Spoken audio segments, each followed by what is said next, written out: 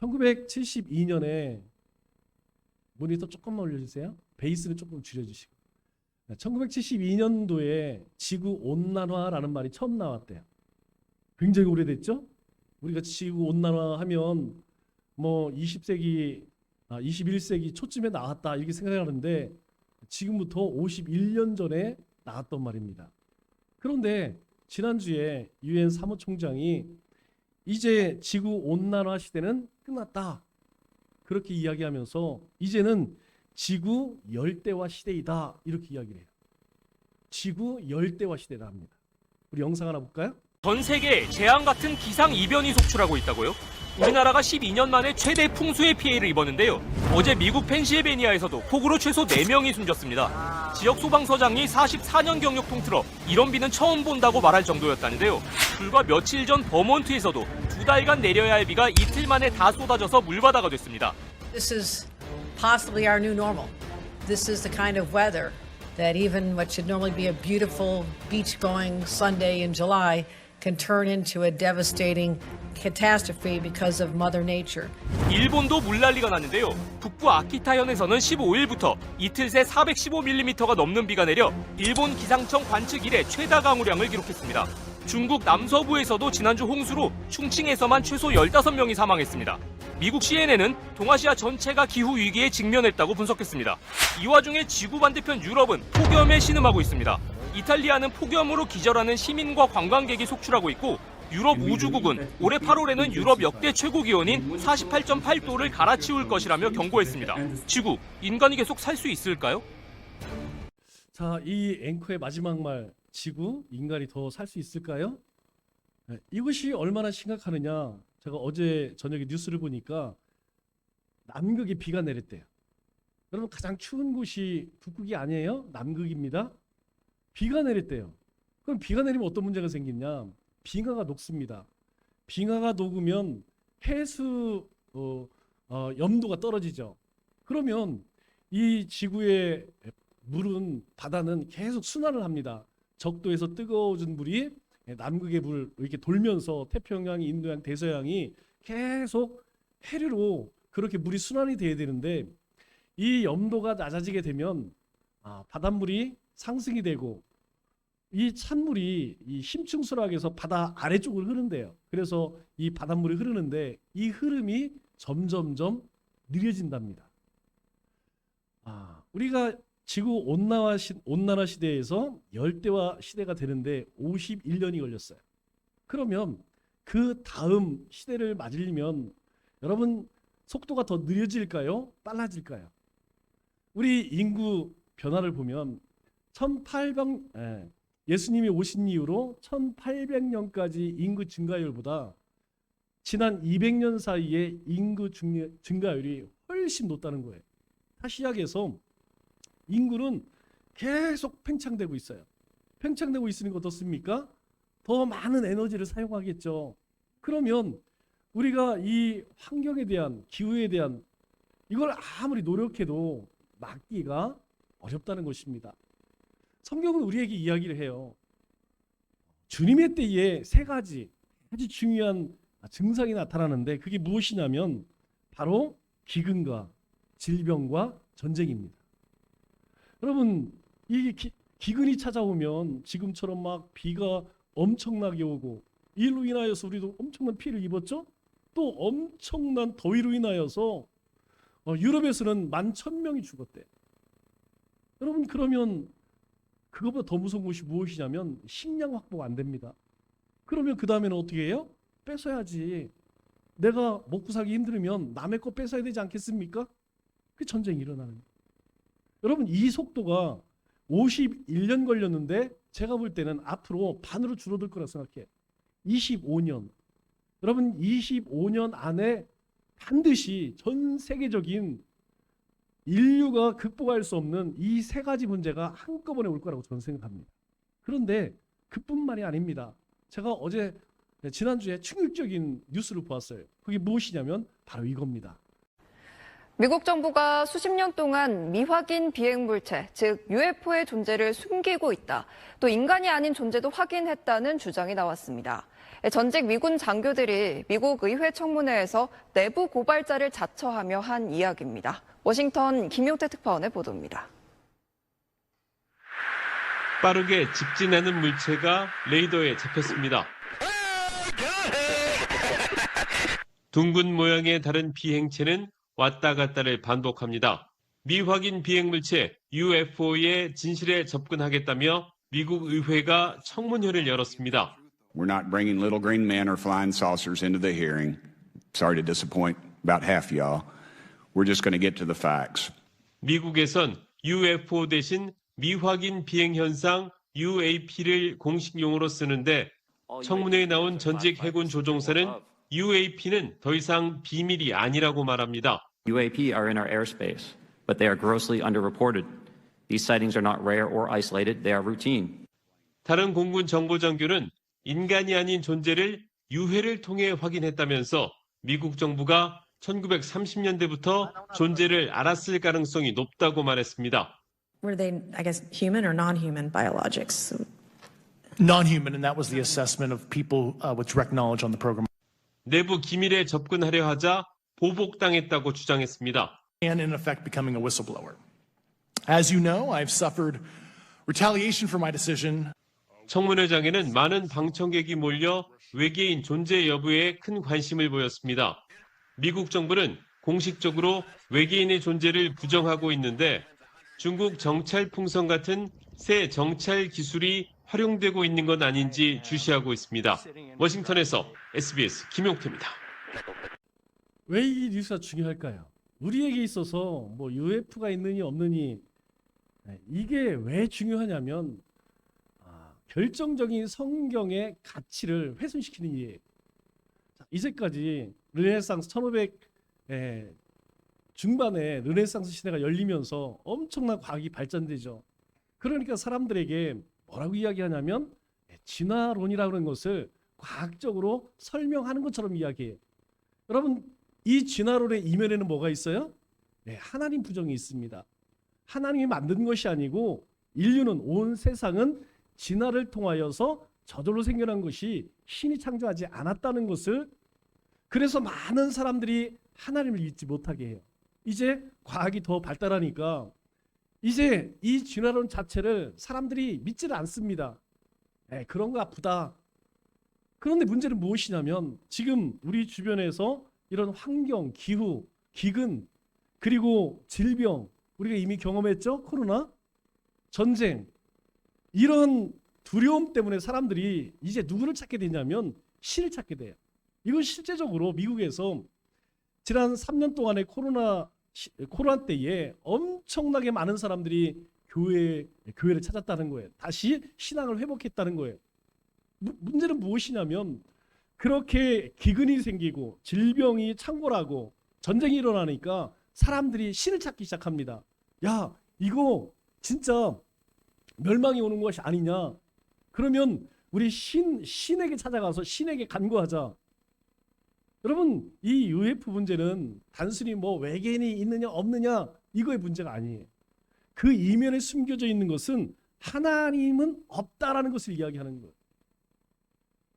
여러분 이와 같은 청문회가 어디서 일어났냐면 미국 국회에서 일어났습니다. 그리고 그 증언자는 어떤 사람인지 모르겠지만 분명하게 지적 존재는 존재합니다. 이렇게 이야기해요.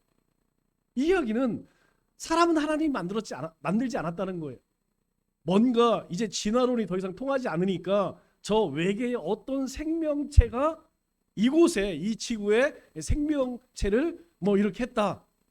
왜요? 그렇게 해야만 사람들이 신을 찾지 않기 때문에 하나님을 믿지 않기 때문에 이와 같은 일들은 이제 우리 사회에 만연해지고 어느 때가 되면 법으로 정해질 거예요. 교회에서는 더 이상 하나님이 세상을 만들었다라고 그렇게 설교하지 마라. 분명히 그 시대 옵니다. 그리고 그렇게 말하는 사람들은 이제 핍박을 가할 거예요. 분명히 그렇게 갑니다. 우리 마태복음 16장 2절 3절 말씀을 보면 예수님께서 이런 말씀을 하세요. 너희가 저녁 하늘이 붉으면 날이 좋겠다 하고 아침에 하늘이 붉고 흐리면 오늘은 날이 굳겠다 하나니. 우리 그런 이야기 하죠. 아, 무릎 아파. 아이고 어디가 저려. 아, 비가 오겠네. 이 얘기하는 거예요. 그런데 너희가 날씨는 분별할 줄 알면서 시대의 표적은 분별할 수 없느냐? 너희가 그런 하늘의 형상, 너희 가운데 일어난 현상을 보면서 아, 내일 날씨가 좋겠다 나쁘겠다 그렇게 짐작을 하면서 왜 시대의 표적은 분별하지 못하느냐? 지금 너희 주변 온 세상 가운데 일어나는 일들을 통하여서 하나님께서 너희들에게 말씀하셨던 그 경고들은 왜 되새기지 않느냐? 이 얘기 말씀하시는 거예요. 하나님에 대한 믿음은 새로운 가치를 쫓는 일입니다. 우리는 큰 집을 선호하듯이 큰 교회를 선호하죠. 그리고 그것을 사람들은 부흥이라고 좋아합니다. 또 명품차를 부러워하듯 멋지고 훌륭한 믿음의 결실을 아주 부러워하죠. 그러나 결국 화려하고 멋지고 큰 것은 하나님의 축복과 하나님의 은혜라는 명분을 얻게 되고 그것이 어느 날부터 악순환이 되기 시작합니다. 우리는 이것을 무엇이라고 이야기하면 기복신앙이라고 이야기해요. 그 삶에 그 놀라운 부흥 안에 하나님이 없어요. 기독교 안에 하나님이 없어요. 우리의 신앙 안에 그리스도가 없습니다. 예수님이 사라져버렸다는 거예요. 우리가 인식하지 못하는 사이에 우리가 익숙해진 헛된 것들, 그것들에서 우리가 믿음으로 걸러내는 일을 소홀히 했기 때문이라는 것이에요. 세상뿐만 아니라 우리 믿음의 공동체 안에서도 이 믿음을 분별하는 일은 굉장히 어렵습니다. 누가 믿음이 좋은지, 왜요? 겉으로 보면 알 수가 없어요. 하나님에 대한 믿음이라는 하나의 공통점을 가지고 모였지만 믿음의 모양은 다 다릅니다. 그래서 우리가 경험하는 현실에서 하나님의 나라를 경험하기는 아주 어렵다는 것이죠. 오히려 하나님의 나라는 아주 이상하리만큼 현실적입니다. 곡식과 가라지 비유는 이러한 하나님의 나라의 모습을 잘 보여주죠. 우리 24절에 이렇게 말씀이 시작합니다. 예수께서 그들 앞에, 그들이 누굴까요? 하나님의 나라에는 큰 관심이 없습니다. 하나님을 통하여서 이 땅에서 부귀영화를 누리려고 하는 자들이죠. 그들을 성경은 무리라고 이야기합니다. 예수님을 따르는 많은 무리들, 예수를 믿는 사람들이 아니에요. 하나님의 말씀을 쫓는 사람들이 아닙니다. 그저 예수님을 따르는 무리라는 거예요. 그들에게 비유로 말씀하시죠. 천국은 좋은 씨를 자기 밭에 뿌린 사람과 같으니, 이렇게 이야기해요. 예수님은 하나님 나라를 좋은 씨를 자신의 밭에 뿌린 사람의 비유를 합니다. 좋은 씨를 뿌렸기 때문에 그 밭에서 좋은 곡식이 자라는 것은 지극히 당연한 일이죠. 그러나 처음에는 알지 못했어요. 그런데 시간이 지나다 보니까 이제 열매를 맺을 즈음에 문제가 발생합니다.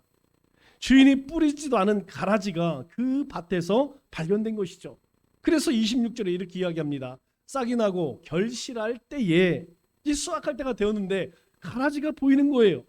주인이 뿌리지 않았다는 것, 그것이 이제 확인이 되자 종들이 어떻게 합니까? 주인에게 가라지를 뽑겠다고 이야기를 합니다. 27절, 28절 말씀 보니까 집 주인의 종들이 와서 말하되 주인님 밭에 좋은 씨를 뿌리지 아니하였나이까? 그런데 가라지가 어디서 생겼나이까? 아, 원수가 이렇게 했나 보다. 그랬더니 종들이 그러면 우리가 가서 이것들, 이 가라지를 다 뽑기를 원하십니까? 우리가 뽑겠습니다. 이 얘기죠. 밭에서 가라지를 뽑겠다는 종들의 생각은 참 기특한 생각이죠.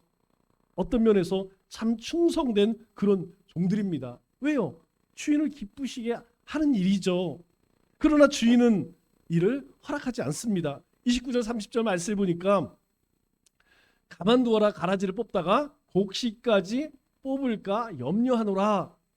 둘 다 추수때까지 함께 자라게 두어라. 아니, 냅둬. 그거 잘못 뽑다가 알고까지 곡식까지 뽑히느니 그냥 두는 게 나을 것 같아. 나중에 추수할 때 그때까지 그대로 두어. 그런데 그 다음 말씀이 이상해요. 우리 통상적으로 추수하는 것은 종들이 하는 일입니다. 그런데 주인은 이 곡식과 가라지 나누는 일을 이 종들에게 맡기지 않고 뭐라고 이야기하냐면 추수꾼에게 맡기는 것을 보아요. 그 다음을 보니까 이렇게 이야기하죠. 추수 때에 내가 추수꾼들에게 말하기를 이렇게 이야기합니다. 지금까지 이야기하던 그 종들이 아니에요. 내가 추수할 때 그때에 알곡과 가라지를 나눌 것인데 그때에는 추수꾼들에게 말할 거야. 그래서 이렇게 하라고 내가 지시할 거니까 너희들은 걱정하지 말고 가만히 있어.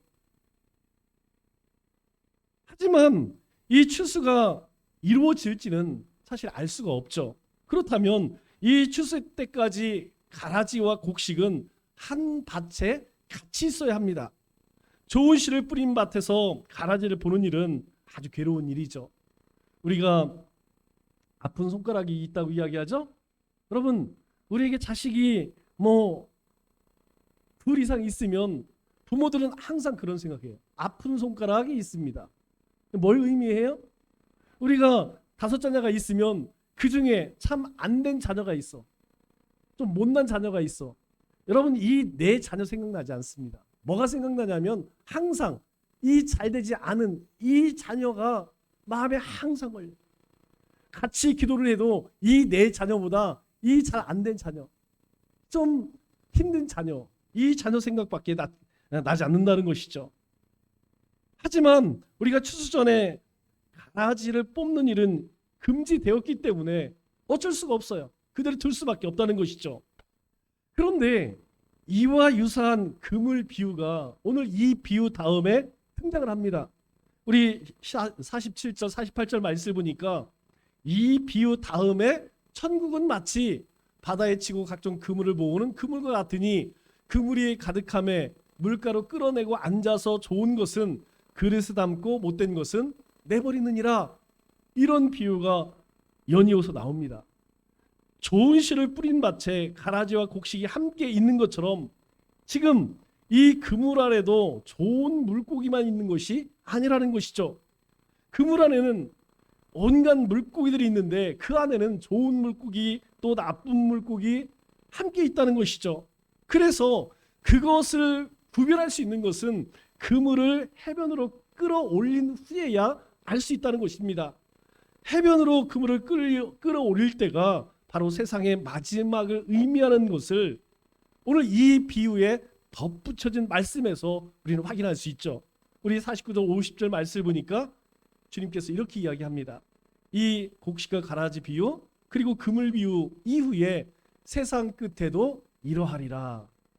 천사들이 와서 의인 중에서 악인을 갈라내어 풀무불에 던져 넣으리니 거기서 울며 이를 갈리라. 이렇게 말씀하세요. 이 비유들을 깨닫기 위해서는 하나님 나라에 대한 종말론적 이해를 살펴봐야 합니다. 세상 끝날이라고 하는 표현은 얘기할 필요도 없이 종말을 이야기하는 것이죠. 하나님 나라는 세상 종말에 임할 것이다 이렇게 이야기합니다. 이것은요, 이 성경 전체가 일관되게 우리에게 계속해서 말씀하고 있는 것이에요. 그때는 모든 악이 사라지고 오직 하나님의 통치가 만천하에 드러날 것이다. 그러나 예수님께서 이렇게 미래적 하나님의 나라만 선포한 것이 아닙니다. 예수님께서는 그 하나님의 나라가 이미 우리 안에 있다라고 말씀하세요. 우리 누가복음 17장 20절 이하의 말씀을 보니까 바리새인들이 이제 묻습니다. 하나님의 나라가 어느 때에 임합니까? 그랬더니 예수님께서 하나님 나라는 볼 수 있게 임하는 것이 아니요 또 여기 있다 저기 있다고 못하리니 하나님 나라는 너희 안에 있느니라 이렇게 이야기해요. 하나님의 나라는 너희 안에 있다. 즉 예수님은 이 종말에 일어날 하나님 나라를 현재 우리가 살고 있는 우리의 삶 속으로 또 역사 안으로 가지고 오셨다는 거예요. 그러므로 우리는 예수 그리스도로 말미암아서 이미 임한 하나님의 나라 가운데 살고 있다는 것입니다. 여러분, 하나님의 나라는 어떤 곳이죠? 하나님의 통치가 있는 곳입니다. 여러분, 그곳은 오직 하나님의 주권으로 하나님의 통치만 있는 곳이에요. 세상과 같이 이 악한 마귀 사탄이 다스리는 그런 곳이 아닙니다. 오직 하나님의 권능만 있는 곳이에요. 여러분, 이 말의 의미는 무엇이냐면 바로 우리가 이 땅 가운데 살아가면서 그 하나님의 다스림과 하나님의 주권 가운데 사는 그 사람이 하나님 나라에 살고 있다는 거예요. 하나님 나라는 세상의 왕들이 통치하는 이 땅에서 세상의 통치자들과 대립하면서 존재한다는 것을 이야기하죠. 그래서 사도 바울이 우리에게 이야기하는 게 뭐예요? 우리 안에서 싸움이 일어난다. 어떤 싸움? 성령의 소욕과 그리고 우리가 세상의 소욕, 이것이 우리 안에서 계속 다툰다는 것이죠. 여러분, 실제로 그렇지 않습니까? 우리가 주일날 어떤 일들을 만나요. 그러면 오늘 주일을 지킬까 말까 우리 안에 싸움이 일어나죠. 성령의 인도하심을 받으면 예배의 자리로 나아가는 겁니다. 그러나 우리가 성령의 인도하심을 받지 않고 세상의 소욕, 육체의 소욕을 쫓아가면 결국 우리의 삶은 하나님을 예배하는 삶 살지 못해요. 이러한 일들은요, 우리가 매 순간입니다. 우리가 일상의 삶 속에서 끊임없이 이 두 가지는 계속해서 부딪힌다는 것이죠. 이것을 할까? 저것을 할까? 이것을 하게 되면 하나님이 기뻐하시지만 내가 피해를 입어. 내가 힘들어져. 그래서 우리는 어떻습니까? 하나님의 뜻보다 내 뜻을 쫓아가는 경우가 허다하는 것이죠. 이렇게 싸움이 일어난다는 거예요. 하나님의 나라를 이 악과 함께 이야기할 수밖에 없는 이유가 바로 이것이라는 것입니다. 그래서 25절에 뭐라고 이야기하죠? 아니, 왜 좋은 씨를 뿌렸는데 가라지가 납니까? 그랬더니 주인이 이야기해요. 아, 사람들이 잘 때에 그 원수가 와서 곡식 가운데 가라지를 더 뿌리고 갔더니 주인은 분명히 좋은 것을 뿌렸는데 어떤 주인과 사이가 안 좋은 사람들이 밤에 몰래 와서 가라지도 거기다 뿌렸다는 거야. 그렇게 이야기를 해요. 오늘 이 곡식과 가라지 비유에서 주인의 의도를 분명히 알 수 있습니다. 그것은 주인이 가라지 뽑는 것을 금한 이유는 이 가라지를 뽑다가 곡식도 함께 뽑힐 수 있기 때문이라는 것이에요. 이 가라지를 뽑는 일은 사실 굉장히 정교한 작업입니다. 전문가의 일이라는 것이죠. 우리가 농사를 안 지어본 분들은 잘 몰라. 그냥 핀셋으로 뽑듯이 착착착 뽑아내면 될 것 같죠? 일단 오늘 같은 이 날씨, 지금 우리 안에 있으니까 참 따뜻하고 시원하고 좋죠? 밖에 나가보세요. 얼마나 뜨거운지. 그런데 우리가 밀짚 모자를 쓰고 들판에 나가서 이 가라지를 뽑는 것은요, 상상을 초월합니다. 그래서 농사하시는 분들은요, 새벽 일찍 일어나요. 그래서 해가 뜨거워지기 전에 아침에 새벽에, 그리고 이제 조금 잦아든 저녁에 나가서 일을 합니다. 여러분, 낮에 일 못해요. 그런데 더 문제는 무엇이냐면 그 가라지 뽑을 때에 여러분 멀리서 뭐 이렇게 기계를 사용합니까? 안 돼요. 들어가야 합니다. 들어가서 내가 곡식과 곡식 사이에서 그걸 뽑아내야 돼요. 여러분, 그러다 보면 어떤 일이 생깁니까? 멀쩡한 곡식을 밟힐 수도 있죠. 또 가라지는 자기 혼자잖아요. 절대 그러지 않습니다. 곡식들 사이에서 그렇게 자라기 때문에 그 뿌리가 곡식과 얽혀져 있어요. 우리가 언뜻 보면 농부들이 그냥 좀 무식하니까 배운 게 없으니까 하는 것 같지만 천만의 말씀입니다. 농사 지시는 분들은 그 농사의 만큼은 우리랑 비교가 안 되는 전문가들입니다. 그렇기 때문에 이 가라지와 곡식을 분리하는 것이 결코 쉬운 일이 아니라는 것이죠. 그렇기 때문에 보다 전문적인 일꾼이 필요하다는 거예요. 그래서 이 주인은 뭐라고 이야기합니까? 너희들은 가만히 있어. 주인님, 저희가 가라지 확 뽑아버릴까요? 그때 그 종들에게, 아니 너는 가만히 있어. 추수 때가 되면 내가 추수꾼에게 스스로 잘 할 수 있는 곡식을 가라지와 잘 나눌 수 있는 그러한 추수꾼들에게 내가 이 일을 맡길 거야. 이렇게 주인은 이야기하는 것이죠. 이 추수에 적합한 일꾼이 온다면 그 사람은 이 곡식을 건드리지 않고 가라지만 뽑아낼 수 있고, 또 주인의 곡식을 훼손시키지 않고 곡식들을 곳간에 거둘 수 있다는 것이죠. 그래서 30절에 뭐라고 이야기합니까? 추수 때에 내가 추수꾼들에게 말하기를 이렇게 하겠다. 그러니 너희들은 진정하고 가만히 있어. 이렇게 이야기를 하죠. 또 주인은 종들에게 29절에 이런 이야기를 합니다. 가라지를 뽑다가 곡식까지 뽑을까 염려하노라. 이 얘기는 내가 너희들에게 이 가라지를 뽑을 권한을 주지 않겠다. 이런 말이에요. 이것은 현재적 하나님 나라에서 곡식과 가라지, 좋은 물고기, 나쁜 물고기를 나눌 수 있는 사람은 아무도 없다는 거예요. 다시 이야기해서 주님께서 산상수훈 때 뭐 이야기하십니까? 비판하지 마, 너도 비판받을 거야. 정죄하지 마, 너도 정죄받을 거야. 이 얘기하는 거예요. 아무도 너는 지옥 갈 사람이야 라고 정죄할 수 없다는 거예요. 우리가 이 땅 가운데 살아가면서 그 누구에게도 너는 구원받을 만한 사람이야, 너는 지옥 갈 사람이야 라고 이야기할 수 없다는 거예요. 그러한 권한을 우리에게 맡기지 않았다는 거예요. 오늘 주인이 종들에게 이야기하는 것처럼 하나님께서는 우리에게 정죄의 권한을 주지 않았다는 거예요. 그런데 어떻습니까? 실제로 우리는 수없이 정죄하죠. 저런 나쁜 놈, 죽일 놈 수도 없이 정죄합니다. 왜 그럴까요? 바로 선악과를 먹은 죄성이 우리 안에 있기 때문에 우리는 하나님의 고유 권한, 심판의 권한은 하나님의 권한입니다. 그럼에도 불구하고 우리는 삶 속에서 어떻게 해요? 끊임없이 누군가를 비난하고 비판하고 정죄하죠. 그러나 주인은 이야기해요. 그런 권한을 너에게 준 적이 없다라고 이야기합니다. 주인이 권한을 주지 않은 이유가 무엇입니까? 한 가지. 혹시 알곡이 곡식이 잘못될까 봐 그런 권한을 주지 않았다는 거예요. 오늘 우리가 조심해야 할 일이 바로 그것입니다.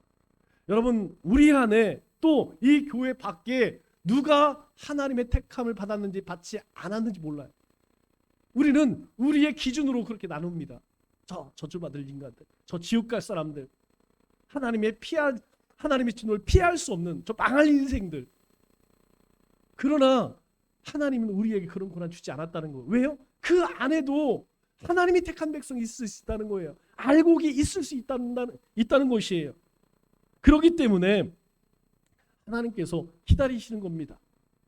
우리는 그 하나님의 뜻을 잘 기억하고 있어야 돼요.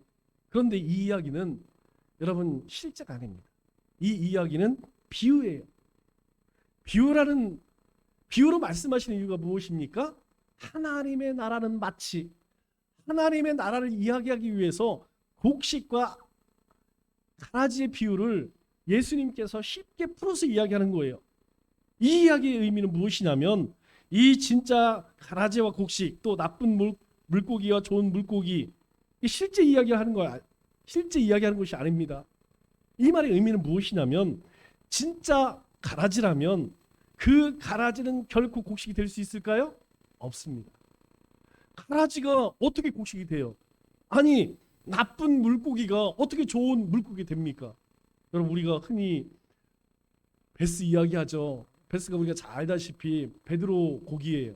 저 갈릴리에 가면 이 고기 많이 잡힙니다. 그리고 거기 사람들 잘 먹어요. 그런데 입이 엄청 커갖고 막 우리나라 조그만 물고기들 막 통째로 다 먹어요. 배 갈라보면 그러면 한때 난리가 났었죠. 그런데 지금은 베스가 많이 사라졌어요. 황소개구리가 막 엄청 문제가 됐었죠. 그런데 이제 20년, 30년쯤 지나니까 이제 이런 고기들의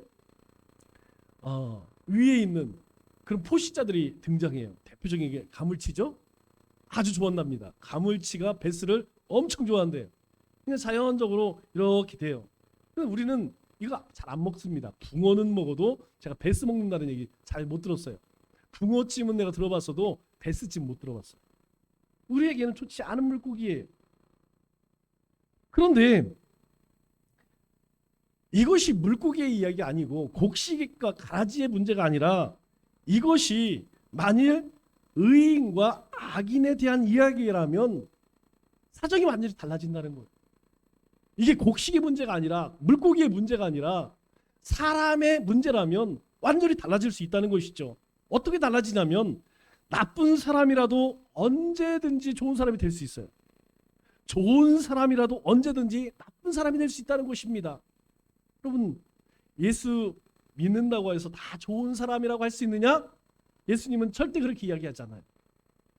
예수 믿는 사람이 좋은 사람이 되려면 열매가 좋아야 돼요. 그래서 열매로 알리라 이렇게 말씀하십니다. 사람은 모른다는 거예요. 지금은 참 좋은 사람 같지만 그 사람이 나중에 어떻게 변해서 어떤 나쁜 사람이 될지, 저 사람이 지금 많이 진탄받는 정말 나쁜 놈인데 그 사람이 변해서 어떻게 선한 사람으로 바뀔지 모른다는 것입니다. 그래서 예수님께서요, 마태복음 20장, 마가복음 10장, 그리고 누가복음 13장에 보면 동일한 말씀하세요. 처음 된 자가 나중되고 나중된 자가 먼저 될 수 있다라고 이야기해요. 아니, 분명히 내가 먼저 예수님 믿었는데 그 사람이요 나중될 수 있대요. 그런데 나중에 예수님 믿는 사람이 먼저 될 수도 있다 이렇게 이야기해요. 그럼 대표적인 게 뭐예요? 우리가 잘 알고 있는 포도원 품꾼 비유. 새벽 6시에 온 사람과 저녁 5시에 온 사람 똑같이 품삯을 주니까 먼저 온 사람이 막 불평을 합니다.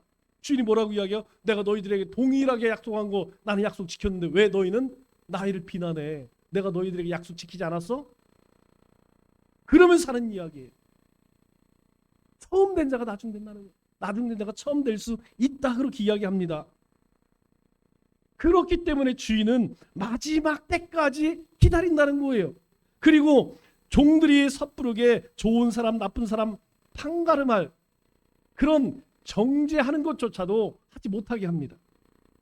우리 2차 세계대전 이후에 이 전쟁을 일으켰던 독일의 전범들이 있죠. 그에 대한 재판이 시작됐습니다. 그 중에 하나가 아이히만이라는 사람이 있어요. 이 아이히만이라는 사람이 어떤 사람이냐면 나치 수용소를 만든 사람입니다. 그리고 그곳에서 유대인 대량 학살하는 사람이에요. 여러분 2차 대전 때에 이 나치 포로 수용소에서 죽은 유대인이 몇 명이 얼마나 되는지 아시죠? 600만 명입니다. 600만 명. 이게 얼마나 많은 숫자냐면 서울의 인구가 얼마예요? 900만이에요. 940만입니다. 여러분 부산의 인구가 얼마나 될 것 같아요? 330만입니다. 청주 83만이고요. 대전 180만이에요. 청주 인구의 7배 그러한 사람을 온갖 실험으로 온갖 악행으로 죽였던 그 제일 우두머리가 누구냐면 아이히만이라는 사람입니다. 그런 놀라운 것은요. 이 사람은요. 아주 자상하고 성실한 남편이자 아버지이자 좋은 이웃이었다는 거예요. 그렇게 수많은 사람을 죽이기 위해 수용소를 만들고 이루 상상할 수 없어요. 그런 방법으로 수많은 유대인을 죽였던 이 아이히만이 동네 사람들에게는 참 좋은 이웃이었대요. 가정에서는 아주 성실한 남편이고 그리고 자상한 아버지였다는 사실입니다. 그가 이 전범 재판에서 뭐라고 이야기했는지 아세요? 이렇게 이야기합니다. 자기가 했던 일에 대해서 나는 톱니바퀴에 불과하다. 나는 명령에 따랐을 뿐이다. 여러분 어떻게 생각하세요? 나는 톱니바퀴에 불과하다. 나는 톱니바퀴의 이빨에 불과하다. 나는 그저 저 히틀러가 시키는 대로 했을 뿐이다. 그러나 아이히만은 톱니바퀴의 이빨이 아니에요. 그는 사람입니다. 그가 죽인 것도 사람이라는 거예요. 그가 온갖 잔인한 방법으로 죽인 것이 사람이고 자기도 사람이에요. 여러분 이러한 것을 뭐라고 이야기하냐면 악의 평범성이라고 이야기합니다. 이 악의 평범성에 대해서 정치 철학자가 이런 이야기를 해요. 악이란 뿔 달린 악마처럼 별스럽고 괴이한 존재가 아니며 사람과 마찬가지로 언제나 우리 가운데 있다 이렇게 이야기해요. 우리 안에는 악마가 산대요. 우리가 지금은 하나님의 은혜 가운데 살지만 우리 안에 있는 이 악마가 언제 어떻게 드러날지 아무도 모른다는 것이죠. 사람이 생각하지 않고 도덕적인 질문을 통해서 자기 스스로를 돌아보지 않을 때, 성찰하지 않을 때 악은 우리의 일상에, 우리의 삶 속에 그대로 드러나는 것이에요. 여러분, 이 낯이 잔액한 잔인한 악행을 저지른 존재가 괴물인가요? 뿔 달린 짐승인가요? 아니에요. 그들이 죽였던 유대인들과 똑같은 사람이었습니다. 그 악행은 생각하기를 멈추고 조직의 명령을 묵묵히 수행한 사람에 의해서 발생했다는 것이에요. 이 아히만은 평범한 인간이야말로 극도의 악인이 될 수 있다는 것을 우리에게 보여주는 좋은 사례라는 것이죠. 여러분, 아히만만 이런 잔인한 그런 잔악함을 가지고 있나요? 이놈은 태어날 때부터 악마 같은 놈이었기 때문에 그런 짓을 했을까요? 우리 안에도 이러한 죄의 본성이 숨겨져 있다는 것입니다. 내가 해야 할 일이 무엇인가를 스스로에게 묻지 않는다면 우리는 묵묵하고 성실한 삶에도 의도치 않게 우리 일상 속에서 이 악행을 저지를 수 있다는 것. 그래서 이 악의 평범성이 무서운 것입니다. 주님은 우리에게 이야기해요. 모든 사람들에게 이 로마서 3장 10절로 12절에 뭐라고 이야기합니까? 의인은 없나니 하나도 없으며 깨닫는 자도 없고 하나님을 찾는 자도 없고 다 치우쳐 함께 무익하게 되고 선을 행하는 자는 없나니 하나도 없도다. 여러분, 우리 가운데 예수님 믿지 않는 사람이 있어요? 예수님 영접하지 않은 사람이 있습니까? 그런데 실제로 우리의 삶에 한번 돌아보세요. 냉철하게 내 삶을 한번 돌아보세요. 나는 하나님 앞에 진정 예배의 삶을 살고 있는가? 나는 하나님 앞에 날마다 묻는 간구하는 기도의 삶을 살고 있는가? 나는 복음을 증거하는 증인의 삶을 살고 있는가? 그토록 주님께서 우리에게 당부하셨던 것, 그것을 쫓아 살기 위해서 얼마나 몸부림치고 있는가? 여러분, 만일 하나님의 잣대로 우리 드러난다면 여러분, 하나님 앞에 의로울 자 한 명도 없습니다. 그럼에도 불구하고 우리에게 은혜를 부어주셨기 때문에, 지금도 우리에게 그 은혜를 부어주시기 때문에 우리는 하나님의 보좌 앞에 담대하게 나갈 수 있는 거예요. 이 비유에서도 주인이 뿌리지 않은 이 가라지가 자라는 것을 알 수 있는 사람이 있었을까요? 아무도 없었습니다. 추수의 때가 다가오자 어느새 곡식 틈에 가라지가 발견된 것이, 이는 단순히 가라지 비유를 하는 것이 아니라는 것입니다. 하나님의 통치 안에 있음에도 불구하고 나는 도대체 어떤 물고기일까? 나는 어느새 가라지가 되어 있지 않은가? 라는 것을 우리에게 묻고 계신 거예요. 여러분 어떻습니까? 지금 나 자신은 좋은 물고기인가요? 나 자신은 좋은 곡식인가요? 하나님 앞에 자신 있게 이야기할 사람 아무도 없다는 것입니다. 우리는 우리 스스로 하나님 나라에서 자신의 존재와 행위를 끊임없이 우리가 질문하고 확인하지 않는다면 그 생각하지 않음이, 아무 생각 없이 살아가는 그것이 어느새 가라지로 변할 수밖에 없다는 사실을 우리에게 말씀하는 거예요. 왜 우리가 말기참미합니까? 여러분, 왜 여러분들에게 큐티하십시오, 큐티하십시오 강조할까요? 여러분, 왜 예배에 충실해야 합니다? 여러분들에게 아주 기본적인 주일학교 유치부에서 배우는 것들을 여러분들에게 강조합니까? 우리가 이 예배를 통해 은혜를 경험하지 아니하면, 말씀을 통하여 하나님의 뜻을 깨닫지 아니하면 어느 사이에 내 자신이 나쁜 물고기가 될 수 있다는 거예요. 어느 사이에 내가 가라지가 될 수 있다는 것입니다. 가라지가 나라면 여러분, 이것보다 더 끔찍한 일이 있을까요? 내가 만일 가라지라면 어떤 일이 벌어질까요? 30절 말씀을 보니까 이렇게 이야기하죠. 가라지는 먼저 거두어 불사르게 단으로 묶고 곡식은 모아 내 곡간에 넣으라. 가라지는요, 불사르게 단을 묶으래요. 불살라 버린다는 거. 곡식은 내 곡간에 넣으라는 것입니다. 가라지가 아니라 사람 이야기하는 것이라 했죠? 하나님 앞에 합당하지 않은 사람은 어떻게 된다는 거예요? 다 하나님의 심판을 받을 수밖에 없다는 것입니다. 그러나 곡식은, 의인은, 하나님의 사람은 내 곡간 하나님 나라에 넣으리라. 우리는 톱니바퀴 이빨이 아닙니다. 그래서 변명도 통하지 않는다는 거예요. 우리 모두가 심판의 하나님 앞에 섰을 때에 제가요 살기가 너무 힘들었어요. 세상이요 저를 받아주지 않았어요.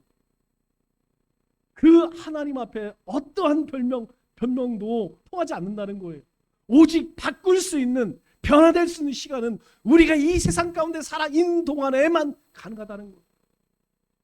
이제까지 어떻게 살아왔든 상관이 없어요. 오늘 내가 변화되어지면 된다는 것이에요. 내가 바뀌어지고 하나님의 뜻을 분별하여서 믿음으로 살아가면 된다는 것입니다. 우리 수요일에 여러분들에게 말씀드렸죠? 삼청 이야기했습니다. 여러분 삼청은 뭘 얘기했는데? 교만을 이야기하는 거예요. 잘난 척, 아는 척, 가진 척. 그러나 이 삼청을 하나님 앞에 가져갈 수 있나요? 없어요. 그래서 하나님 앞에 가면 다 뭐라고 이야기해? 껄껄껄 한대잖아요. 잘할 걸. 그때 열심히 할 걸. 그래서 우리는 하나님의 자녀로 살기 위해서 끊임없이 우리 스스로에게 물어야 돼요. 그냥 되어진 하루하루 그렇게 살아갈 것이 아니라 나는 누구인가? 우리 누굽니까? 우리는 예수 그리스도의 십자가의 은혜로 하나님 자녀된 하나님 백성이에요. 이거 잊어서는 안 됩니다. 우리가 어느 곳을 가든지 우리는 하나님의 것, 우리는 하나님의 것이에요. 그래서 믿음으로 사는 것입니다. 그래서 당당하게 사는 것이에요. 세상이 휘둘르는 것이 아닙니다. 세상이 아무리 불합리하더라도 우리는 흔들리지 않아요. 왜? 우리는 하나님의 백성이기 때문에. 우리가 아무리 억울한 일을 당했어도 하나님 나라에서 하나님이 다 갚아주실 것이기 때문에. 우리가 무엇을 해야 할까요? 열심히 먹고 사는 일을 위해서 밤낮 애쓰고 수고해야 할까요? 아닙니다. 우리가 해야 할 것은 하나님의 뜻을 쫓는 거예요. 우리가 세상 모든 사람들이 죄를 먹고 마신다 할지라도 우리는 거룩하는 것입니다. 하나님이 거룩하기 때문에 우리에게 거룩하라고 말씀하셔요. 모든 사람들이 악한 길을 간다 할지라도 우리는 좁은 길을 가는 것입니다. 우리는 모든 일들 속에서 하나님이 기뻐하시는 일이 무엇인지, 이것이 하나님이 기뻐하는 일이기 때문에 나에게 손해가 되고 나에게 고통이 찾아온다 할지라도 우리는 그 일을 감당하는 것입니다. 마지막 때에 우리는 무엇으로 남을까?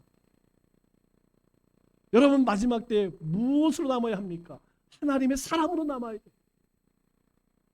마지막 남은 자가 되어야 됩니다. 그래서 주님께서 누가복음 21장 34절로 36절 말씀에서 우리에게 이렇게 권면해요.